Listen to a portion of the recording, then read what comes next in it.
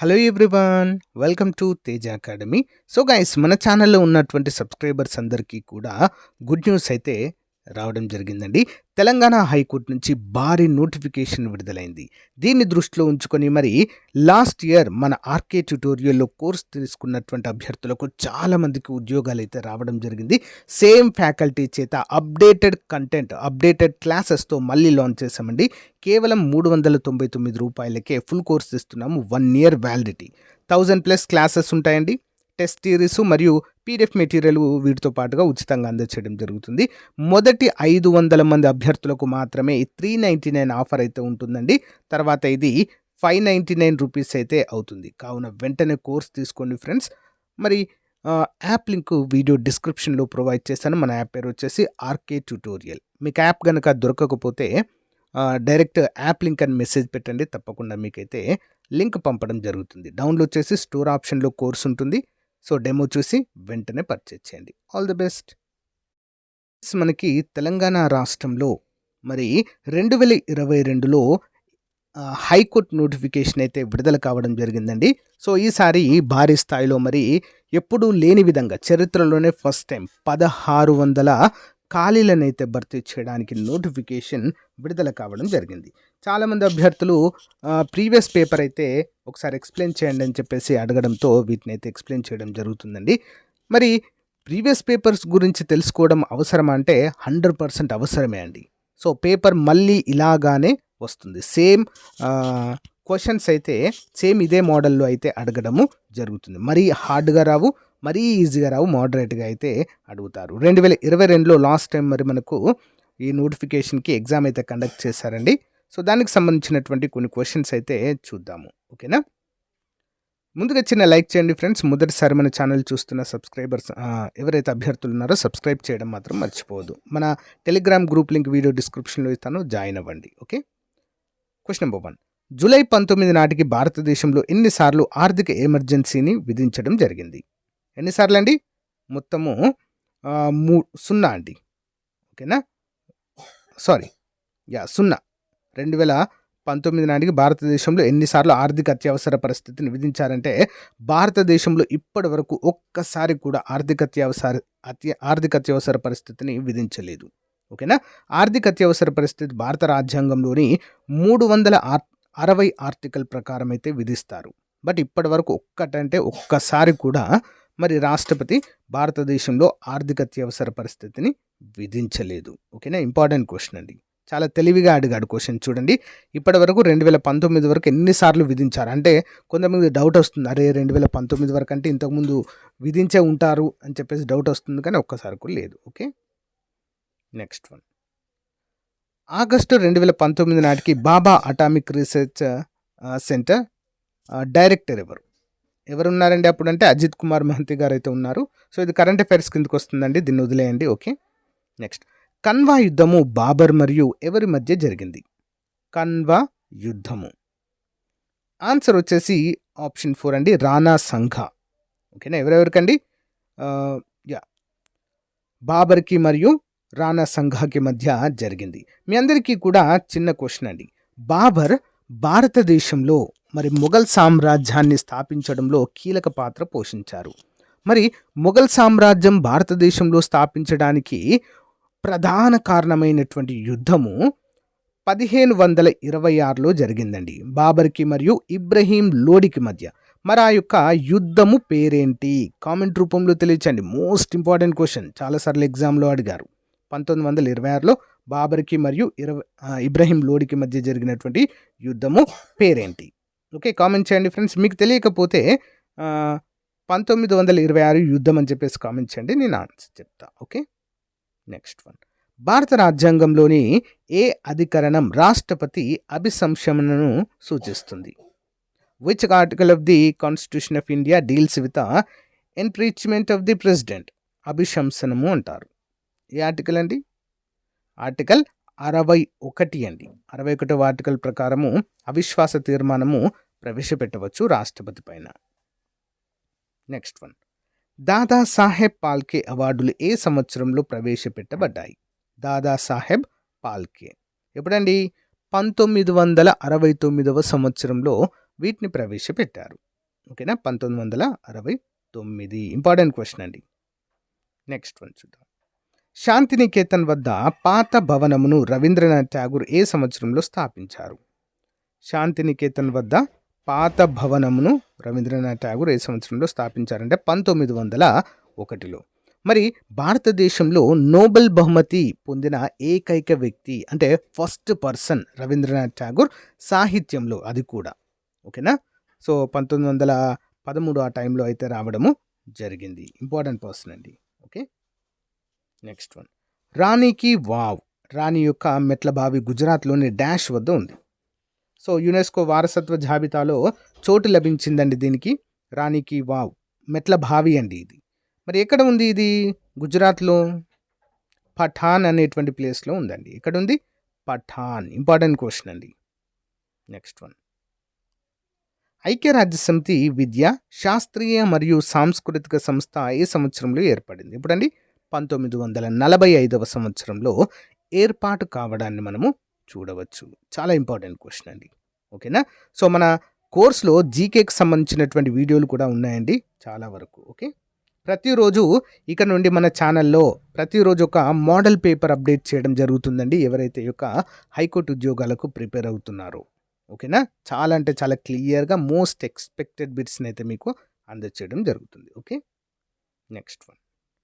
2020లో Khelo India youth games యొక్క 3వ edition జనవరి 18 నుంచి 30 వరకు ఎక్కడ జరిగాయి? ఎక్కడంటే గౌహాతిలో, అస్సాం యొక్క రాజధాని గౌహాతిలో జరగడం అయితే చూడవచ్చు.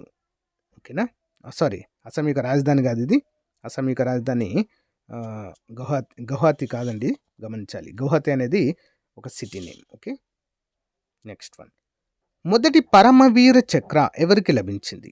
మొదటి పరమవీర చక్ర సోమనాథ్ శర్మ అనేటువంటి వ్యక్తికి లభించడం జరిగిందండి, మొదటి Paramvir Chakra award. Next one. Manika Batra ఏ క్రీడకు సంబంధించిన వారు? మానికా బత్రా ఆన్సర్ ఏంటండి? Table tennis. Okay, table tennis క్రీడకు చెందినవారు. Next one. భగత్ సింగ్ మరియు Batukeshwar Dutt 8 April dash నాడు శాసనసభపై బాంబు దాడి చేశారు. Bhagat Singh, Batukeshwar Dutt 8 April dash నాడు. ఎప్పుడండి? 1929 అండి. మోస్ట్ ఇంపార్టెంట్ క్వశ్చన్ ఇది. చాలాసార్లు ఏ క్వశ్చన్ అడిగారు తెలుసా అండి? భగత్ సింగ్, రాజ్గురు, సుఖ్దేవ్ వీరిని ఏ సంవత్సరంలో ఉరి తీశారని చెప్పేసి అడిగారు ఈ యొక్క శాసనసభపై బాంబు దాడిలో. ఎప్పుడండి? 1931 ఆన్సర్. 1929లో వీరు బాంబు దాడికి పాల్పడితే మరి 31లో వీరిని ఉరి తీయడం అయితే జరిగింది ఫ్రెండ్స్. ఓకే, గమనించాలి. Important question. Next one. పురాతన ఇతిహాసాల కథనంతో మిళితమైన జానపద గాన శైలి పాండవని ఏ రాష్ట్రంలో ప్రాచుర్యం పొందింది? పాండవని ఏ రాష్ట్రంలో అండి? ఛత్తీస్గఢ్. ఓకే, ఛత్తీస్గఢ్. భారత జాతీయ కాంగ్రెస్ 1885 డిసెంబర్లో బొంబాయిలో దేశవ్యాప్తంగా డాష్ మంది ప్రతినిధులతో స్థాపించబడింది. ఎంతమంది అండి? 72 మంది ప్రతినిధులండి భారత జాతీయ కాంగ్రెస్ పార్టీ స్థాపించినటువంటి టైంలో. ఓకేనా, మరి దీన్ని స్థాపించారు కదండి 1885లో డిసెంబర్లో. మరి దీని యొక్క మొట్టమొదటి ప్రెసిడెంట్ ఎవరంటే డబ్ల్యూసి బెనర్జీ, అంటే ఉమేష్ చంద్ర బెనర్జీ. ఓకేనా, మొట్టమొదటి అధ్యక్షులండి భారత జాతీయ కాంగ్రెస్కి. మరి భారత జాతీయ కాంగ్రెస్ స్థాపించడంలో ప్రముఖ పాత్ర పోషించినటువంటి ఆంగ్లేయుడు ఎవరంటే ఏవో హ్యూమ్ అనేటువంటి పర్సన్. నెక్స్ట్ ఇంకొక క్వశ్చన్ తరచుగా అడుగుతున్నారండి. భారత జాతీయ కాంగ్రెస్ స్థాపన సమయంలో బ్రిటిష్ ఇండియా గవర్నర్ జనరల్ ఎవరని అడుగుతున్నారు? లార్డ్ డఫ్రిన్ అండి, లార్డ్ డఫ్రిన్. ఓకే, గుర్తుంచుకోవాలి. Important question. Next one. 2018 నాటికి వేరుశనగ అత్యధికంగా ఉత్పత్తి చేస్తున్న రాష్ట్రం. సో ఇది వదిలేయండి. సో చేంజ్ అయ్యాయి, ఇవి చేంజ్ అయినవి లేటెస్ట్ కూడా నేను మన మోడల్ పేపర్ చేస్తాం కదా అప్పుడు చెప్తాను నేను అన్నీ కూడా లేటెస్ట్వి. ఓకే, సో ఇవన్నీ అందుకే ఇవేం కూడా చెప్పట్లేదండి, గమనించాలి. క్రింది నగరాలలో పండిత రమాబాయి శారదా సదన్ అభ్యాసన నివాసంను స్థాపించారు. ఎక్కడండి? పండిత రమాబాయి శారదా సదన్ బొంబాయిలో అండి. ఓకే, బొంబాయిలో స్థాపించారు. Important question. Next, ice caps మంచు పొరలు ఎంత శాతం నీరు నిల్వ చేయబడుతుంది? మంచు పొరల్లో 2% అండి. దక్కన్ పీఠభూమి డాష్ శిలలతో రూపొందించబడింది. మన తెలంగాణ మరియు ఆంధ్రప్రదేశ్ రాష్ట్రాలు, అంతేకాకుండా కర్ణాటక, తమిళనాడు ఇవన్నీ కూడా దక్కన్ ప్లాట్యూ అంటే దక్కన్ పీఠభూమికి చెందినవండి. మరి ఏ శిలలతో రూపొందించబడినవండి ఇవి అంటే ఆన్సర్ బాసాల్ట్ శిలలు. అగ్నిపర్వత లావా వేడిగా ఉండి చల్లబడుతుంది కదండి, ఆ శిలలతో ఏర్పడినదండి. వాటిని బాసాల్ట్ శిలలు అంటాము. ఓకే, అగ్నిపర్వత శిలలు అన్నట్లు ఇవి. Okay, next one. కేంద్ర ప్రభుత్వం రాష్ట్రాలకిచ్చే నిధుల సహాయ సహకారాలను భారత రాజ్యాంగంలోని ఏ అధికరణం సూచిస్తుంది? గ్రాంట్స్ అండి. కేంద్ర ప్రభుత్వం ఇచ్చేటువంటి గ్రాంట్స్. అధికరణ 275. Next one. భారతదేశం యొక్క మొట్టమొదటి బ్లాక్ చైన్ జిల్లా ఏ రాష్ట్రంలో ఉంది? బ్లాక్ చైన్ తెలంగాణ రాష్ట్రంలో అండి. Important question. క్రింది వాటిలో భారతదేశ అతిపెద్ద వాణిజ్య భాగస్వామి ఎవరు? భారతదేశానికి ఎవరండి? యుఎస్ఏ. అంతరిక్షం నుండి బయటకు వచ్చినప్పుడు వాతావరణం యొక్క పొరలలో ఉల్కలు కాలిపోతాయి. ఏ పొరల్లో ఉల్కలు అనేవి కాలిపోతుంటాయండి? ఇప్పుడు అంతరిక్షం నుంచి వచ్చేటువంటి ఉల్కలు నేరుగా భూమిపైకి పడవు. సో వచ్చే దారిలోనే మధ్యలోనే వాతావరణంలో ఉన్నటువంటి గాలి ర్యాపిడ్కి అవి ఏమవుతాయి? సో మాడిపోతాయి, మండిపోతాయి, ఉల్కలు కాలిపోతాయి. ఏ ఆవరణంలో ఇది జరుగుతుంది ఈ యొక్క చర్య అంటే mesosphere. Okay, mesosphere. Next one. రాష్ట్రపతి ఎంతమంది సభ్యులను రాష్ట్రపతికి నామినేట్ చేస్తారు? ఎంతమంది అండి? 12 మందినండి. ఓకేనా, 10 మందిని అంటే వివిధ రంగాలలో విశిష్ట నైపుణ్యాలు కలిగినటువంటి వ్యక్తులను మరియు 2 ఆంగ్లో ఇండియన్స్ నండి. ఓకేనా, 2 Anglo Indians. So but 2 Anglo Indians నియమించాలనేటువంటి ఒక నిబంధనని ఇటీవల తీసేశారండి. ఇక ఉండరు, ఆంగ్లో ఇండియన్స్ అనేటువంటిది ఉండదు. ఇక ఓన్లీ 10 మెంబర్స్ని మాత్రమే రాష్ట్రపతిగా నామినేట్ చేయవచ్చు. అందరూ కూడా గమనించాలి ఫ్రెండ్స్. ఓకేనా, నెక్స్ట్ వన్ చూద్దాం. కర్ణాటకకు చెందిన తొగాలు గోంబే యాట ఒక రకమైన డాష్. ఏంటండి? తొగలు గోంబే యాట ఇదొక ఛాయా తోలు బొమ్మలాట. Shadow puppetry. Okay, shadow puppetry అంటే తోలు బొమ్మలాట. ఛాయ అంటే నీడల చేత రూపొందించబడిందండి. ఓకేనా, ఇంపార్టెంట్ క్వశ్చన్. నెక్స్ట్ వన్ చూద్దాం. తెలంగాణ రైతు బీమా పథకం క్రింద 5 లక్షల బీమా సౌకర్యం పొందడానికి క్రింది వారిలో ఎవరిని లబ్ధిదారులుగా వర్గీకరించారు? ఎవరండి? తెలంగాణ రైతు బీమా పేరులోనే ఉంది కదండి ఆన్సర్. ఎవరు? రైతులండి. ఓకే, రైతులకు రైతు బీమా ఇస్తారు. సింపుల్ కదా. నెక్స్ట్, వైడ్ యాంగిల్ పుస్తకం రాసినది. వైడ్ యాంగిల్ ఎవరండి? అనిల్ కుంబ్లే. భారత మాజీ క్రికెటర్ అండి అనిల్ కుంబ్లే. నెక్స్ట్ వన్ చూద్దాం. క్రింది వాటిలో ఏది ప్రత్యక్ష పన్నుగా వర్గీకరించబడుతుంది? Which of the following is classified as a direct tax? ఏంటండి డైరెక్ట్ ట్యాక్స్? ఆస్తి పన్ను అండి. ఆస్తి పన్ను డైరెక్ట్ ట్యాక్స్గా మనము చెప్పుకోవచ్చు. Okay, important question. Next, August 2019 నాటికి సెబీ చైర్మన్. సో ఇది కూడా వదిలేయండి ఫ్రెండ్స్, కరెంట్ అఫైర్స్ కిందకు వస్తాయి ఇవి. కరెంట్ అఫైర్స్ ఇప్పుడు ఏం చెప్పట్లేదండి. ఓకే, సో కరెంట్ అఫైర్స్కి సంబంధించి మన మోడల్ పేపర్స్లో అప్డేట్ చేస్తాను. ఓకే, సూర్యుని చుట్టూ ఒక కక్షను పూర్తి చేయడానికి బుధగ్రహానికి ఎన్ని భూమి రోజులు పడతాయి? బుధగ్రహానికి సూర్యుని చుట్టూ తిరిగి రావడానికి ఎన్ని రోజులు? మన భూమికి అయితే 365 రోజులు పడుతుందంటే అంటే 1 సంవత్సరం పడుతుంది. మరి బుధగ్రహానికి సూర్యునికి అత్యంత దగ్గరగా ఉండేటువంటి గ్రహము బుధుడు లేదా మెర్క్యూరీ అంటాం దాన్ని. ఎన్ని రోజులు పడుతుంది? కేవలం 88 రోజులు మాత్రమే సమయం తీసుకుంటుంది. ఓకే, గుర్తుంచుకోవాలి. Next one. కరెంట్ అఫైర్స్ చెప్పట్లేదు, అందరు గమనించాలి.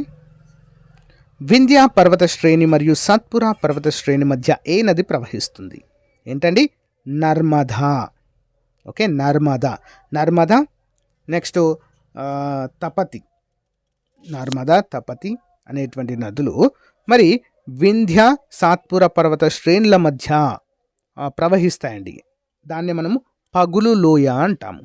భారతదేశంలో అంటే గర్జస్ ఏర్పరచినటువంటి నదులు ఏమంటే ఈ యొక్క నర్మదా, తపతి మాత్రమే. గర్జ్ అంటే ఏంటి?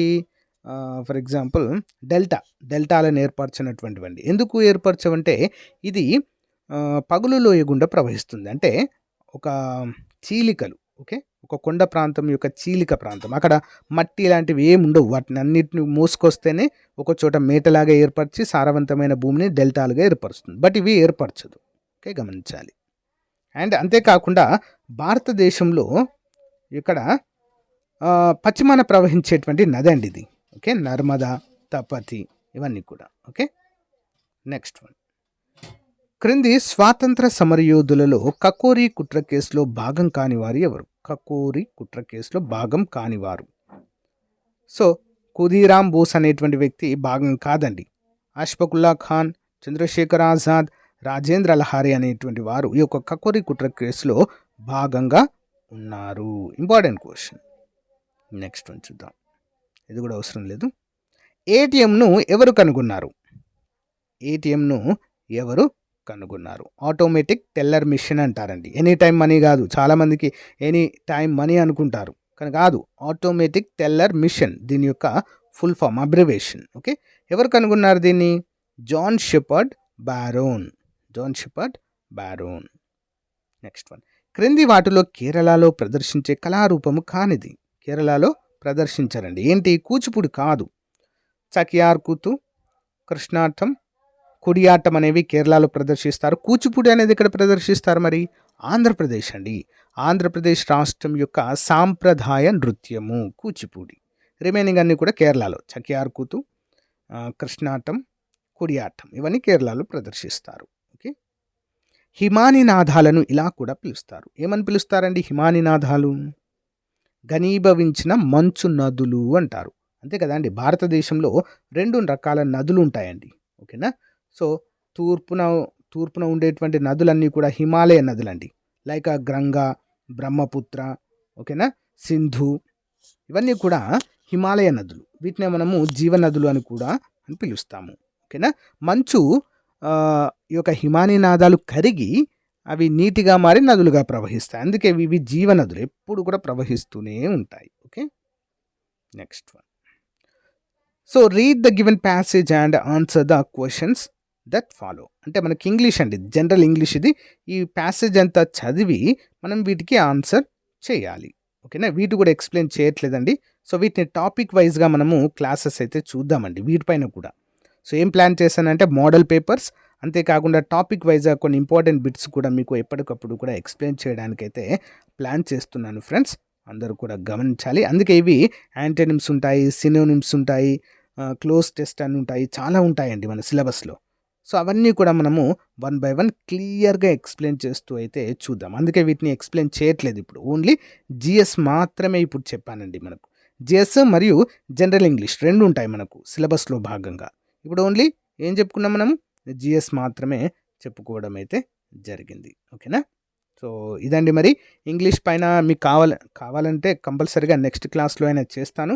బట్ టాపిక్ వైజ్ అయితే కంపల్సరీగా మన ఛానల్లో అయితే అప్డేట్ అవుతాయి. మోడల్ పేపర్స్ కూడా మనము నెక్స్ట్ అయితే అప్డేట్ చేసుకుందామండి 1 by 1. ఓకే, లైక్ వీడియో కనుక మీకు నచ్చినట్లయితే చివరి వరకు చూసిన వారు తప్పకుండా సబ్స్క్రైబ్ చేయండి ఫ్రెండ్స్. సపోర్ట్ చేయండి మన ఛానల్కి. మీ ఫ్రెండ్స్ కూడా షేర్ చేయండి. Thank you. Have a nice day. Bye.